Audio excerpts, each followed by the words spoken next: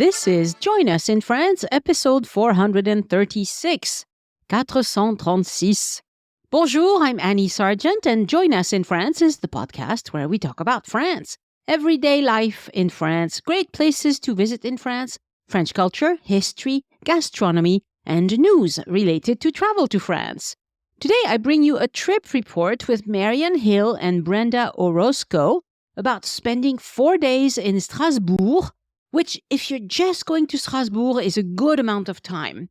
One thing I liked about our conversation is that they actually took it easy. Can you imagine taking it easy on a vacation? Who knew? This podcast is supported by donors and listeners who buy my tours and services, including my itinerary consult service and my GPS self-guided tours of Paris on the Voice Map app. And you can browse all of that on my boutique, joinusinfrance.com/boutique. For the magazine part of the podcast, after the interview, I'll answer the question, do kids under 18 get in museums in Paris for free? Someone brought it up on the Facebook group, and I honestly wasn't sure. So I made some calls, and I will share the definitive answer after the interview. And I'll also tell you about my hedgehogs. It's been a long time since I've told you about my hedgehogs, right? They're back.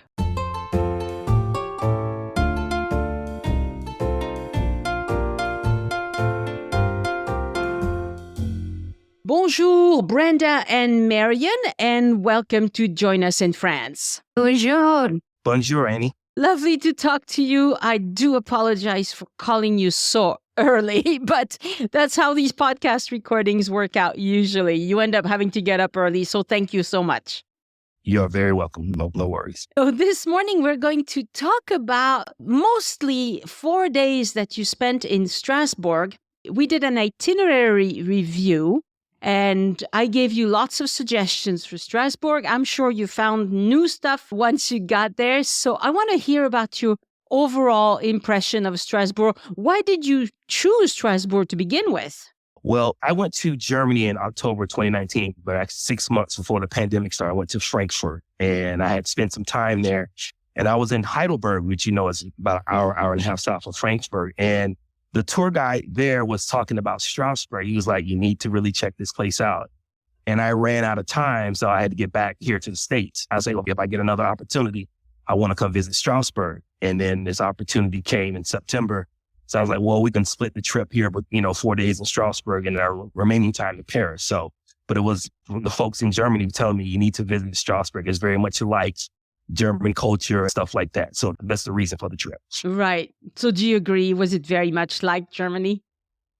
It was and it wasn't. I mean, there's definitely the blend of both the French and the German there. I saw you could see very much both blends there. But it definitely, I could see why those folks on the other side of Germany really recommended coming to the city. Right. And Brenda, was it your first time in France, or had you been before as well?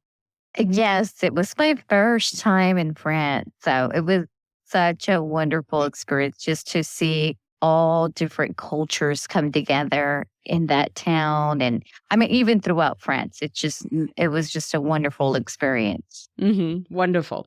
Okay, so tell us a little bit about some of the things that you did and that you enjoyed most. Perhaps let's start with you, Marion.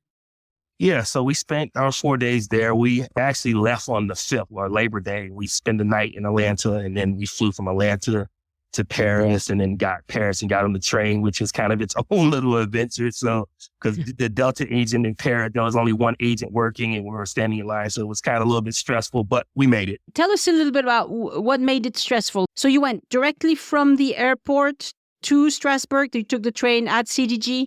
Yes. Yeah, we took the train at CDG, and then we took the train to Strasbourg. And how much time? It was about 2 hours, just about right around 2 hours from CDG to the Strasbourg train station. Right. So, but how much time did you allow between the time you landed and the time your train departed? I think we had a couple of hours because we got there about 6:15 in the morning, and I think our train left at, was it 9:30, Brenda? I don't remember. There was something around that area, but we had a couple of hours before we departed to Strasbourg. Right. Yeah, that's about a good time frame.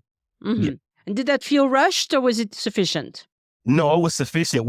I guess we were worried that we were going to get there and then just have to go directly to the train. So we got there and we stayed at the train station a little bit. But no, I didn't feel rushed at all. I thought that was the right amount of time. So.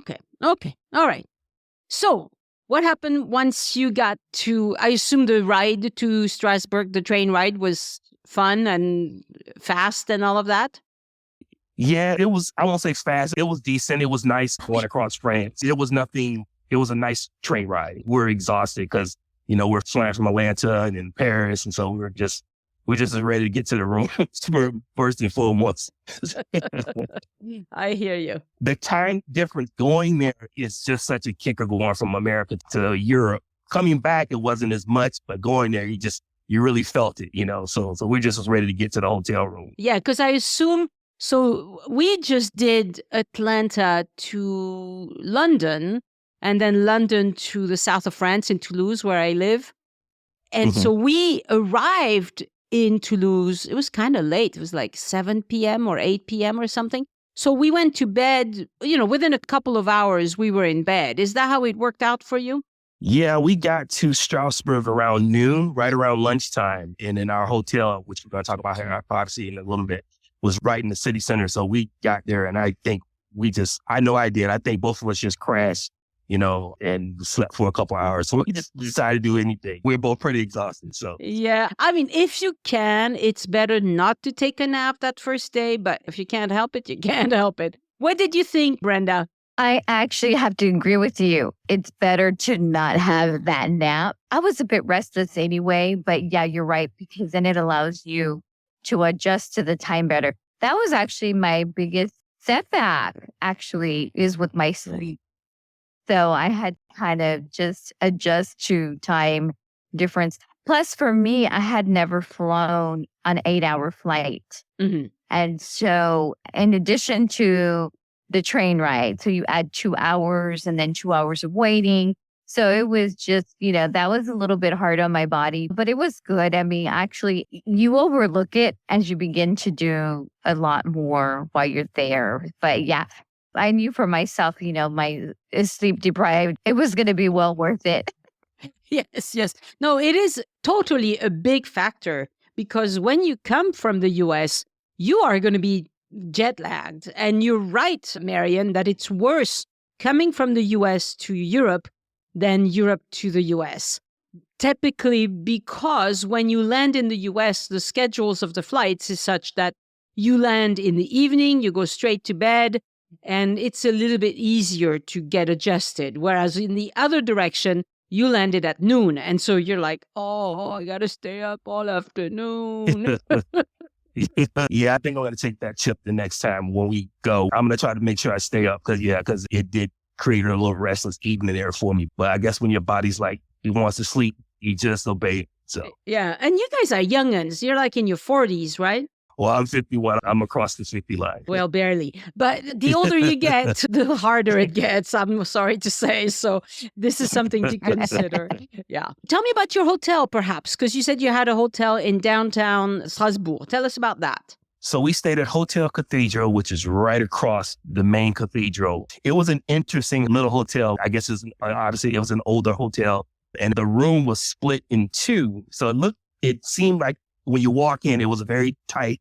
And I warned Brenda, I said, things are a little smaller here. So we have to kind of get used to the size. I know for us as Americans, we like our size about stuff, but it's different. It's different. Yeah. But it was a very nice hotel. I had a very nice experience. All the front doors, the service people spoke English, so we were able to speak back and forth.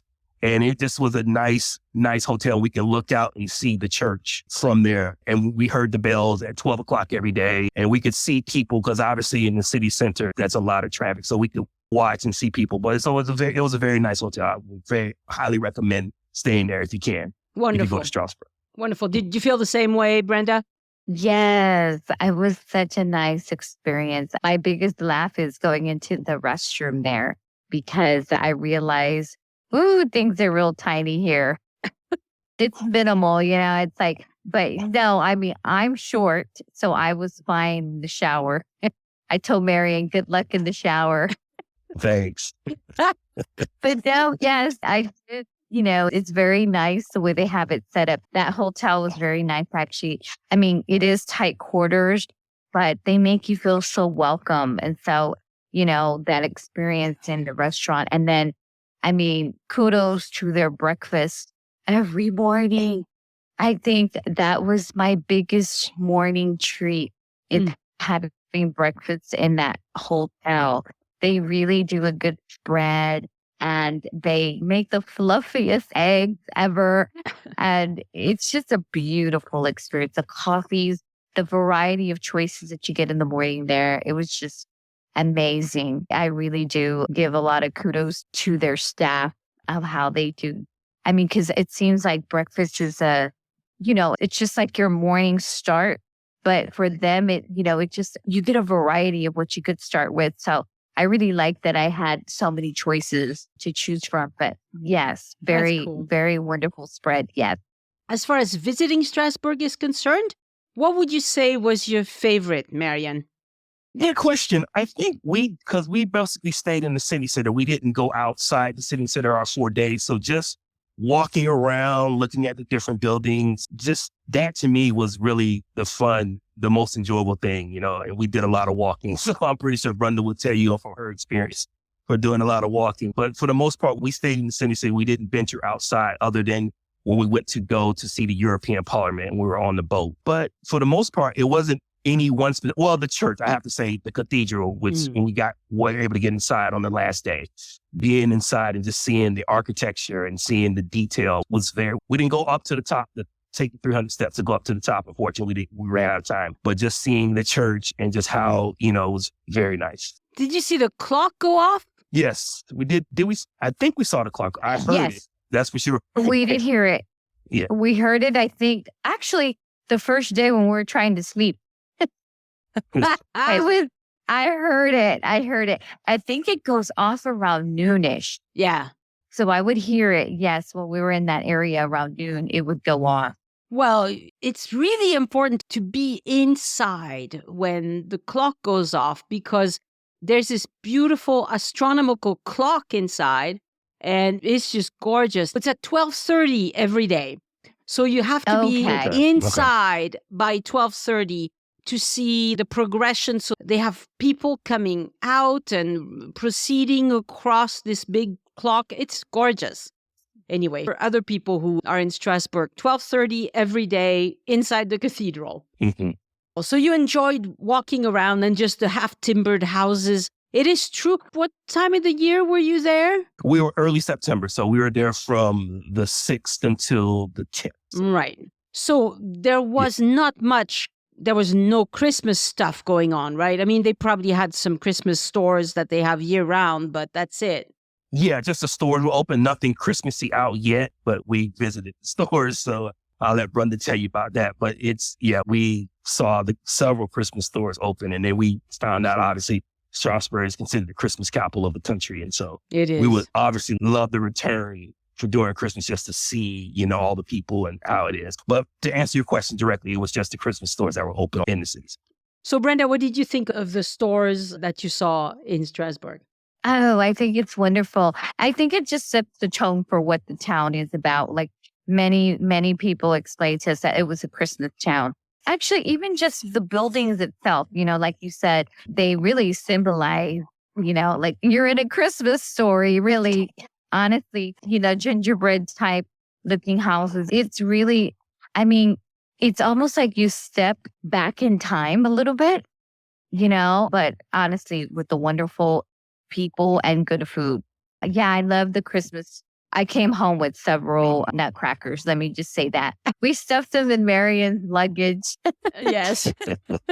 And so, you'll bring them out soon. It's almost Thanksgiving as we record this, so you'll bring them out. Yeah, they'll be coming out soon. But that's great. Yeah, I brought one home for each of my sisters, and I thought I'd surprise them. And each of them have enjoyed their nutcracker. And Marion bought some nice ornaments and gifts for his coworkers. So it was really nice. What I love the most too is, even the shopping there itself. For me, the dollar there is right now at this time, or in September where we went, it's almost dollar for dollar from the US. Yeah. So it's really, I think it's a good time that we chose to go around that time frame. I have many friends who have lived in Europe due to the military, And they've told me they hadn't seen it in that way in such a long time. So it was actually a good time for us to travel there for that dollar. Yeah. It is a good time for Americans. Your dollar is pretty strong against the euro. Enjoy it. Yes. Yes. So let's talk about the food a little bit. Did you have favorites, Marion? I assume you enjoy a good meal? Well, I'm looking at our pictures here because kind of remember everywhere we went. So, and there was this place called Chez Yvonne, which was right. I wish I could describe exactly, but it was right on the city center. It was like probably about 8-9 minute walk from our hotel room. And we had the best lemon tart. And it was interesting because we went there. I think we went there the first evening we got there. And so both of us was pretty exhausted. And I thought, and the way, because Brenda ordered the lemon tart, and I thought she was upset because her face went blank. And then I was like, something wrong? She's like, no, this is like the best lemon tart I ever had. I just didn't know what to say. It's always like, oh, she's traveling with me. I'm trying to make sure everything is right. And I was like, oh, there's something wrong.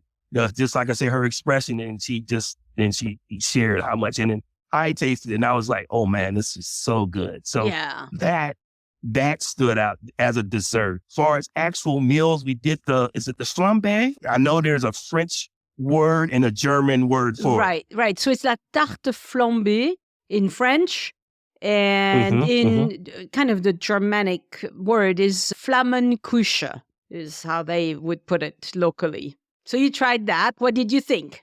It was very good. We went to a place called La Figonette, which is probably about 10, 12 minute walk from our hotel room. I think we did that on the last night. And we had with ham and then arugula. And obviously it's a flatbread pizza. And we actually tried it on our wine and food church first the prior day, but it was really good. I wouldn't have never guessed putting those type of ingredients together to eat, but we ate it. It was very tasty. What did you think, Brenda? Did you have a favorite? Oh gosh, there were so many favorites there. Of course, the flambe, like we talked about, and then you can add a salad to that. And even the salad was freshly made. What do we have? Oh, I had actually at the first restaurant that Marion talked about, the Chez. What is it? Chez Yvonne. Chez Yvonne. I ordered, it came like in a cast iron pot. It was a chicken dish. And it had vegetables, and it was made like in a gravy, and everything was tasty. It was just, that homemade cooking. I mean, it was amazing. Yes. I think they're known to make a lot of dishes in those little cast iron things where they, from what I could tell, many other places had those cast iron dishes with the chicken in it. It was just so amazing, the taste of it. I mean, like it had been roasted for hours. But nice. So tender, yes. Did you try any sauerkraut or Choucroute? Yes. Actually, I'm a sauerkraut person. So here in America, it has more of a pungent taste. Like it's sour, and I like sour stuff too. So I'm okay with it. But then I go there and I'm like, oh, it's not as pungent to me. And it's served warm. Yeah. So I'm not used to having sauerkraut warm, but actually I really enjoyed that. I really did. Yeah.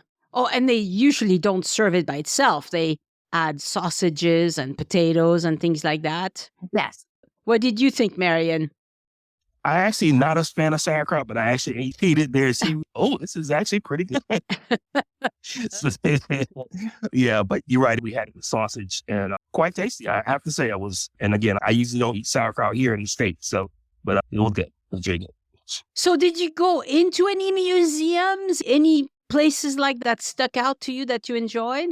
We did a wine and food tour with a local. I'm trying to think, either the second or third day. I'm trying to remember, but it was about 4.5 hours, and we went through different restaurants. And she was very nice. She explained the history of Strasbourg and the fact that it was between France and Germany, I believe, 4 times. It changed between history into 1945. So she kind of talked about that a little bit, and just some of the places. And also, it's a white wine country, and I drank mostly red wine, so it was an adjustment, but it was fine. I enjoyed it as well. And trying to think, just pretty much kind of an overall view of the town. Then we went on the boat ride to see the European Parliament, and we got a little bit more history of the town as well there. So those are kind of some of the standouts. How long of a boat ride is it to get to the parliament?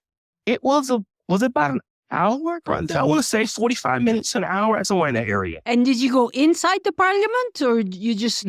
No, we stayed outside. We just were on the boat and the guy was just telling us about the different places. And I guess the city center sits on there's the River Eel. I think that's the River Eel that surrounds the city center. So a lot of talk was about that, but we did not go inside. It was just more of a highlight while we're on spots on the river. And then the European Parliament was the last thing before we came back to where we were. Yeah. Cool. Did you go to Petite France as well? Yes, we did. And I'm trying to remember, I think we went to Petite France because I know we walked through there with another tour guide. We did 2 tour guides, the white food, and we did another one with the local. I think we did that on the 3rd day. But we did go to the little Petite France and saw how historical their place is. And it's definitely a main attraction. There was a lot of people there at the time we were walking. Oh, you're going to have to give me the names of those tours.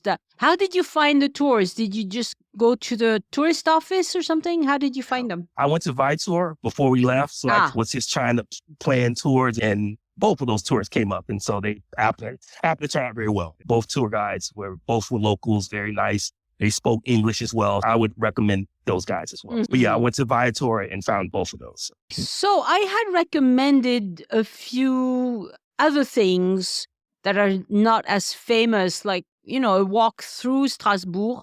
Did you do any of that? Did you go to the historic wine cellar, for example?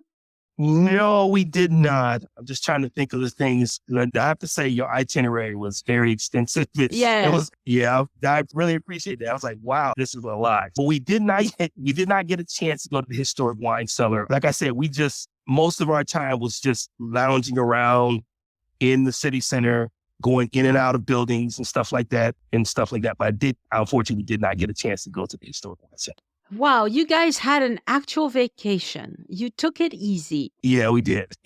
I needed it. I hadn't traveled since the pandemic. And like I mentioned at the start of the podcast, my last trip was to Germany. So I was like, I just needed the days to get away and just kind of lounge around. And so that's kind of what the trip was about. Obviously, we wanted specific things, but it was more about just getting some R&R in more than anything. So. Yeah, take it easy. What did you think, Brenda? Was it relaxing enough? Yeah, I think we kept busy because we did a lot of walking too in the town. So I think we even, with both tours, it was both walking. So, and we start off close to the hotel and we walked all the way through the area where there's like all those Christmas stores. So that's across the way. We stopped at several little places because, we did a cheese tasting and we did do a tasting of wine at a local little bar area. We also did a tour bus. It left from Strasbourg and we end up in Colmar. There you go. What did you think? Oh, it was beautiful. I mean, then you go further into looking. And that does, to me, that kind of, set the tone really for the trip too. That bus tour was nice because we landed in several little areas in that area of Colmar. We got to see the wine country because all those grapes are growing there. Mm-hmm. What was the other cities? I can't remember the other little places we went to, Marion. I would have to spell them for her, but I think one is, it's Riquewir. And then we went to the Chateau de Koningsberg, the castle there. And there was a couple other little cities that we went between Strasbourg and Colmar. Yeah, I forgot. That was on our last day. We did the tour bus from Strasbourg to Colmar there. So. Yeah. So the name of that town, and it's a very famous town, is Riquewir. It's really, really famous and really popular. And so was it very similar to Colmar, just smaller? Yeah, just smaller. Smaller. Yeah, very much so.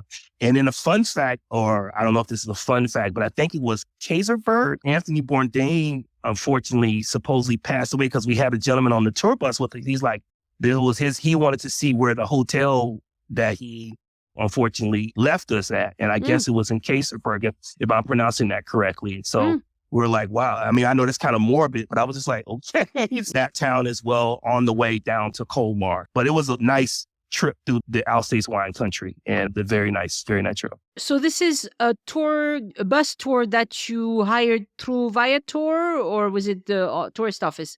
We did visit the tourist office our first day, but I'm kind of the planner, so I had already planned these tours out. And so Brenda just like, okay, I'll go along with these. But I did all those through Viator. Very good. Very good. Excellent. Mm-hmm. Okay. So shall we talk about your time in Paris a little bit as well? What did you think? Was it your first time in Paris for either one of you? It was my second time, and it was Brenda's first time. Oh, then I want to hear from Brenda. What did you think, Brenda? I've lived in LA. And so LA's big and lots of cultures. This is like 10 times of that. So I could tell already the busyness from when we stepped off the train. Of course, we get off our train and then we're trying to get a taxi. And it's hard because they're speaking, of course, French. And then we're trying to keep up with, how we're trying to get our taxi. And then I didn't realize how close we were to our hotel from the train ride, the station. And it was so close. And I think that's kind of what one of the taxi drivers explained to us is like, not a lot of people wanted to take us because it was going to be a far drive for them. We kind of hit that little glitch. But once we got in, again, we had this hotel with a whole little different story now. So it's more modernized. So you see the differences in the hotels for sure. It's modern. Of course, this one had just one room and the restroom. Still small quarters, but still the same service. They didn't have the nice spread breakfast like the hotel in Strasbourg, but we went out and we adventured into the bakeries. And that is one of the most beautiful things I love. Even with both towns, I'd say the bakeries are the highlight because almost every corner there's a bakery, Sat there, we had our nice little, morning snack. And then we ventured out and just going into where the Louvre is and everything in that part of the side of Paris, where all the shopping is at. That's when you see the hub of everybody there visiting. And wow, it's huge. Lots of people. I mean, yes. And so many different languages. One of the nicest part is funny because many of the taxi people that we ended up with, they like speaking Spanish. Oh, and so they're speaking multiple languages to you. And I think, they kind of see, okay, let's see, we could speak Spanish to her. And sure enough, we did a little bit of back and forth of a little Spanish too. And of course, I had to take out my Google for a little bit of French. But I mean, the people are amazing. Even though it's huge, it's a huge town. It's fast paced. You can definitely see the differences in the two towns. But so much to do in Paris. I told Marion, I think I left off wanting more Paris.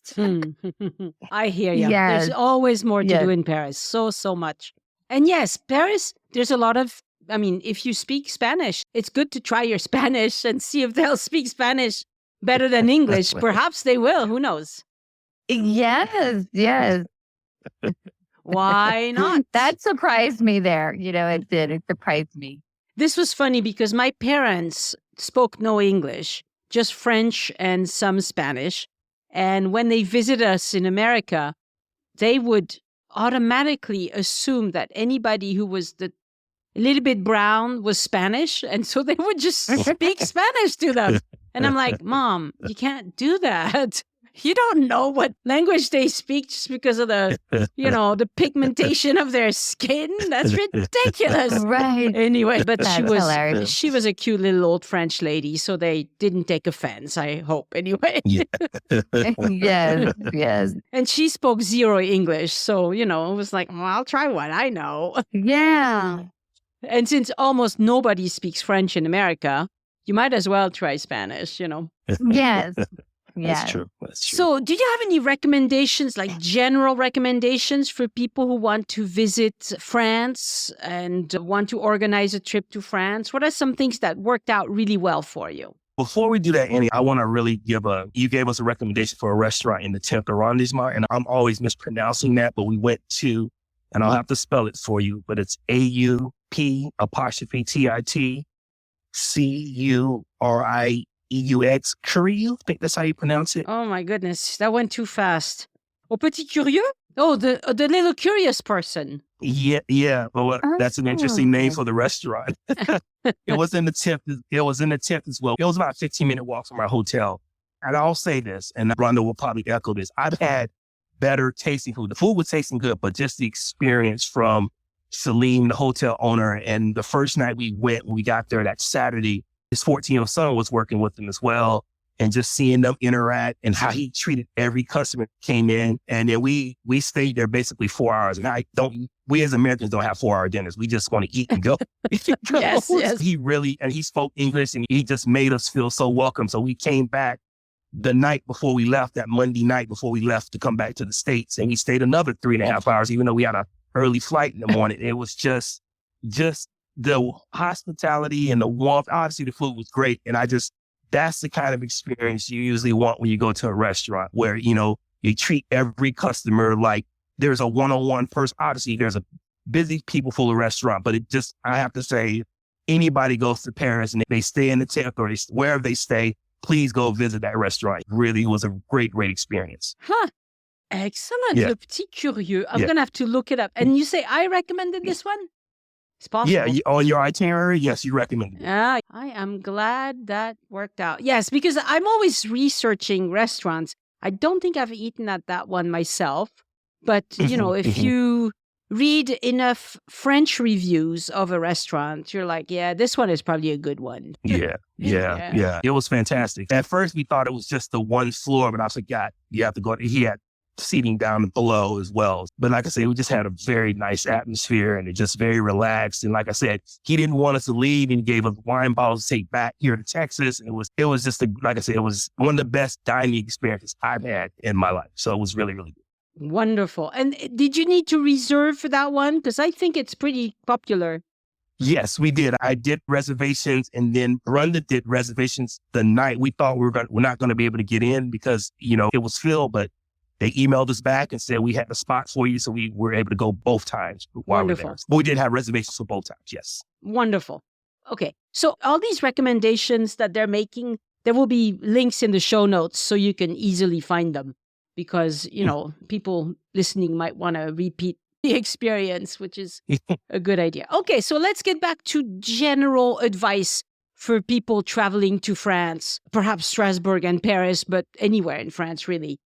Well, for me, I'm glad taking Brenda her first time going and seeing the contrast between Strasbourg and Paris. Obviously, Paris is the biggest city in France and everything kind of revolves around there. But her seeing Strasbourg, because France has a lot of medium-sized cities, from Rennes to the west, Nantes, and all these different cities. I know Marseille and Nice are pretty big cities, but it was just nice to see the contrast between the two cities. And like she had mentioned when she was talking about how busy Paris was. And it was, like I said, for me, it was my second time there and I got a better feel of Paris this time than the first time was there. But I just think for me, it's making sure you have enough lag time for us in the States coming to Europe. At least have an extra day. That way you can recover for sleep and then have the advice of if you get there in the afternoon, don't fall asleep. Try to make it to the evening and then to do your normal Paris. So for me, the main thing is just having an extra day to have for jet lag and stuff like that. Yeah. So.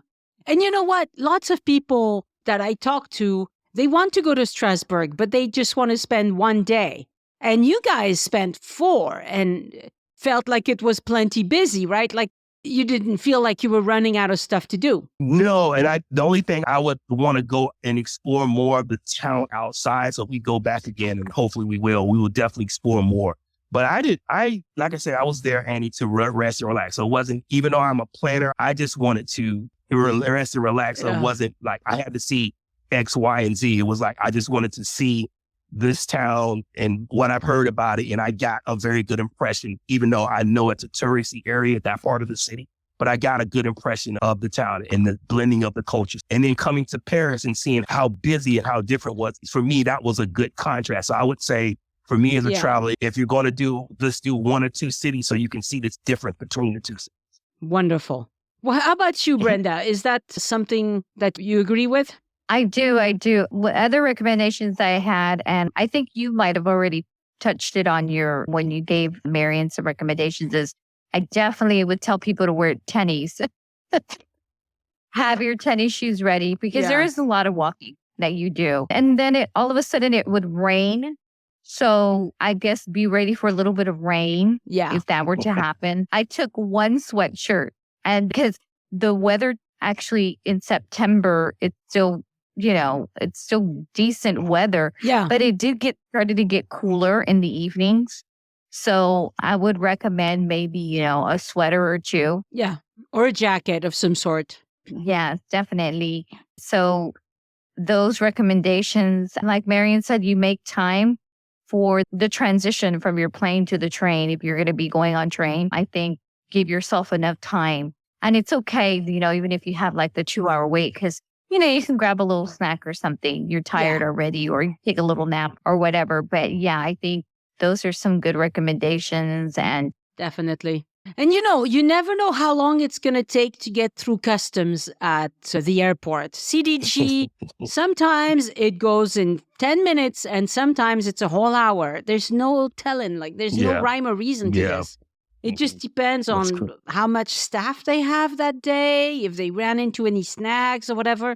So you do need to plan. 2 hours, I think, is actually tight to transfer. I think if you had 2.5, 3 hours, it would be better. Obviously, most days, 2 hours is plenty, but you can never tell for sure. It's crazy. Anyway, so Brenda and Marion, thank you so much for coming on the podcast to tell us about your adventures. I'm really delighted that you took the time. Really, you didn't try to go too many places in your week. So wonderful. I hope you have many more wonderful trips to France. yes, more to come for sure. I loved it. Thank you for having us on the podcast, Annie. Merci beaucoup. Au revoir. Au revoir. Yes. Au revoir.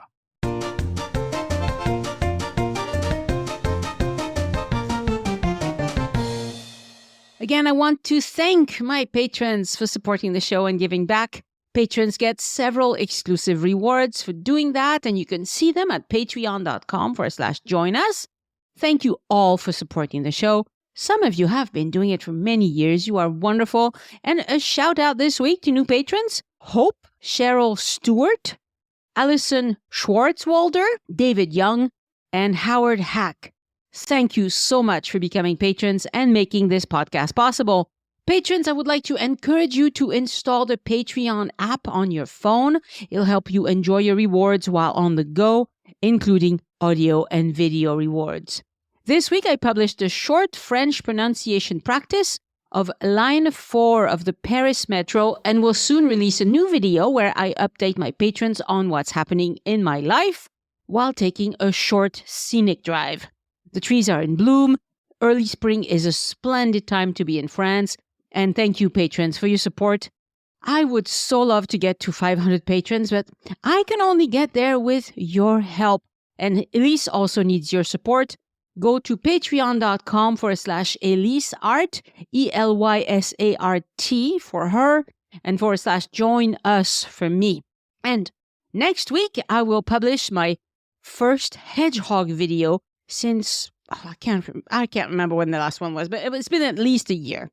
There are wild hedgehogs in my village and in a lot of France, and they go from garden to garden looking for food and drink. When hedgehogs wake up at the end of the winter, it's really important to help them by giving them fresh water and cat food. They do great on cat food because the cute little rats are endangered. So for the last few years, I've done just that in the spring. But every year it gets more elaborate, right? This year I found little wooden houses where I can hide the food. I mean, if I don't hide the food, the cat food, my dog and cat will eat it before the hedgehogs come out at night. So the food is in the boxes. It's really adorable seeing them get in and out of the boxes and then take a long drink. Tonight I put out no salt shelled pumpkin seeds around the gravel path. The dog and the cat are not going to eat the pumpkin seeds. So if the hedgehogs like it, we should see them. We should see them eating the pumpkin seeds. That's going to be cute. I think you'll like it, patrons. If you're gearing up for a journey to France and immersing yourself in as many episodes as possible to prepare, keep doing that. You're doing it right. This podcast is an excellent resource to help you get ready for your adventures in France. You can also take advantage of my expertise as your personal itinerary consultant. To get started, simply follow these steps. Number 1, purchase the service at joinusinfrance.com/boutique. Number 2, complete a questionnaire to share your travel ideas and preferences. Number 3, schedule a phone appointment during which we'll discuss your specific plans for about an hour. And number 4, after our conversation, I'll send you a comprehensive document outlining the itinerary that we discussed. Unfortunately, my schedule tends to be really booked up several weeks in advance. So to find my next available date, visit the only page where you can buy this service at the Join Us in France boutique. You'd better secure your spot because I can't cram any more in. And if my schedule is fully booked and you're unable to consult with me directly, fear not. You can still take me along for your Parisian adventure with my GPS self-guided tour available on the Voice Map app. I've created 7 immersive tours, each showing off a distinct, iconic neighborhood of Paris. You can choose from Eiffel Tower, which is available in English or French, Ile de la Cité, Le Marais, Montmartre, Saint-Germain-des-Prés, or the Latin Quarter. With my guided tours, you won't need to fight with Google Maps. Just follow the sound of my voice and look around. You can access my tours directly from the Voice Map app, but if you purchase the tour codes from joinusinfrance.com/boutique, you will receive a special listener discount. All right, are Paris museums free for American kids or not? Is it true that children under 18 don't have to pay to visit museums in Paris? Yes, it is true that all children under 18 can visit many museums in Paris for free. The French government has made it a priority to encourage young people to engage with culture and art. Now, the reason why this got confusing is that I thought this only applied to Europeans, but it turns out that this is not true. Any child under 18 can get in for free in most Paris museums. Some of these museums in Paris, the smaller ones, are private museums, and there's no telling what they're going to do. But for the big ones, the ones I called today are the Louvre, the Pompidou, Orsay, all of those. What you need to do is when you buy tickets online, you just select the number of adults, select the number of kids, and you'll see that they don't charge anything for the kids, but they still want you to get a ticket for the kids. And if you show up in person, same thing, but I really don't suggest you show up in person without your tickets in advance, because those big museums, you could be there a while. It's way better to buy from the app. Even if you're standing in front of the museum, try to buy it from the app. It's better. It's easier. This week in French news, the protests have died down. The French Constitutional Council is going to render their decision soon on whether or not the retirement age was passed following the Constitution or not. Do you know where the French Constitutional Council meets? Well, they meet in the beautiful area of the Palais Royal, some of the building around the Colonne de Buren. You know those columns that are striped white and black that people like to climb on? Right around there, there's several offices of major French institutions, including the French Constitutional Council. Anyway, if they decide that this law is not constitutional, then the law gets tossed out, and that will calm the protesters, for a while anyway. But they can also decide that the law is totally constitutional, and now it's the law of the land, in which case, expect more protests. But honestly, the protests have really died down a lot, and I think people are never going to be okay with working longer. But they can't go on protesting forever and ever and ever. So I think it's dying down. And even for the people who have visited France in the last few weeks, while there's been protests and problems with garbage pickup and train strikes and so forth, they've done fine. They've done fine. So don't let the strikes worry you too much. They will come and they will go. But Paris is still a beautiful place to visit. Although I must admit, I'm glad I wasn't there during the garbage strike because, no, I'm not okay with that, I guess. It's been a long time since I've told you about the books I've been listening to on Audible. So let me just tell you, for the book club that Elise and I belong to, we read this book called L'Anomalie, or The Anomaly, by Hervé Letellier. So this is a French author who got the Goncourt Prize for this book. And usually Goncourt Prizes, I don't like the books that they pick. But this one, I thought it was excellent. It's kind of a fantasy book, and it's written extremely well. It's very, very well executed. I really recommend it. Then after that, I read a funny, no, it's not funny, but it was really interesting. It's called Over Her Dead Body, and that one is by Susan Walter. And I thought this one, the plot was amazing. I was just, I like little murder mysteries kind of books, but this one was really, really excellent. And then I listened to one called Here Lie the Dead, and I really enjoyed this one because it is set in Scotland and the reader uses various Scottish accents. It was just adorable. I really wish I had the talent to write good novels like that are set in France, that have such strong French characters, but just fun little mysteries, nothing too gruesome or whatever. Anyway, that was a great one. And then I finally finished Le Ventre de Paris. So this is a novel by Émile Zola, wonderful author from the 1800s. And it's all about les Halles de Paris. So it's all about the food market. And it's not a cheerful book. And it's constantly describing food. It never stops. And it's kind of a long book. The reader, I think it takes 12 or 13 hours.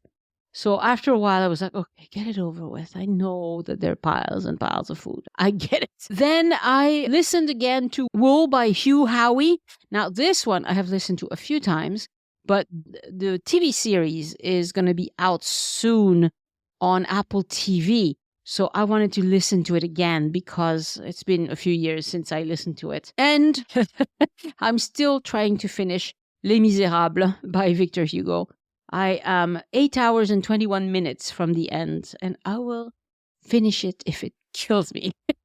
I had read it when I was much younger. Such a long book. As far as TV shows are concerned, my husband and I just barely started watching Smigadoon. It's an Apple TV show about breaking into songs, and it's wonderfully executed. They're so good. It's very entertaining. And of course, I always have a Star Trek series of one sort or another going on. I'm on Discovery Season 2. I think episode 12 is the one I'm going to be watching when I'm done talking to you tonight. So I always have one of those going on. It's just a really easy wind down kind of thing for me at night. I've had some struggles with preparing for the boot camp because of the buses that we're going to use. I think I finally have it sorted out. This boot camp is a lot of work. It's so much work. I'm not sure I'll ever do it again. So the folks who are coming, I hope we have a wonderful, wonderful time. But I didn't realize how many details you have to take care of. There's going to be 40 people depending on me to have all my ducks in a row every day for 7 days. And yeah, that's a lot of preparations to make. But I'm enjoying it. It's a lot of work. And I am very lucky that I get to meet my listeners like that in person. And the other thing that I think is fantastic is that I get to talk to my listeners every day pretty much when I do itinerary reviews. And I get to know what you want and what you like. And that's why I can, give better purpose to the show. Like try to have the interviewees answer questions that I know you have because you tell me every day you have those questions. And I think that makes what I do much more interesting.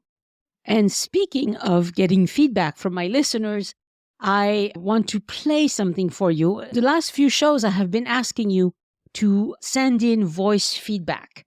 And this is something I've tried at different times of the podcast. And it really was difficult. For a while, I had a phone number that I kept. It was a voice over IP phone that I had for years, but it was costing like $30 a month and hardly anybody ever called it. So eventually I just said, I'll give up. I give up on this one because now it's really easy to do voice memos, right? You can just open a voice memo on your phone and talk and then email that file to me. And so I'm going to play one just now from Dawn Kopok, and thank you so much for doing that. So if you would like to send in some feedback about either the podcast or my audio tours or my itinerary service or anything really that has to do with France, I would love to hear it. Send me a voice memo to Annie@joinusinfrance.com. And if you tell me that I can play it on the show, then I will. Thank you so much. Here's Dawn. Hi, this is Dawn.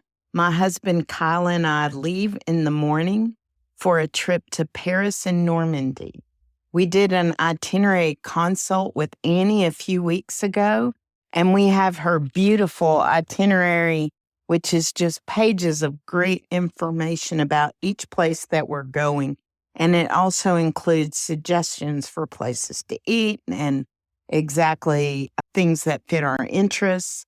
It takes into account when things are closed and how much to squeeze into one day. I'm making dinner reservations for our trip right now using an online app and Annie's recommendations.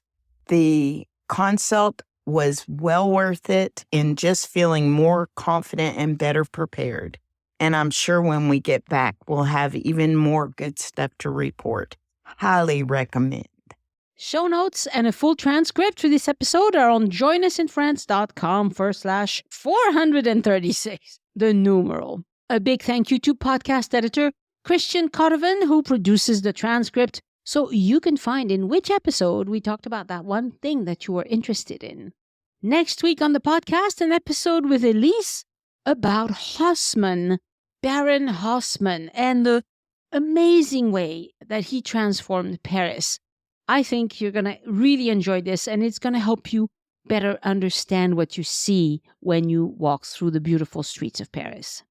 Thank you so much for listening, and I hope you join me next time so we can look around France together.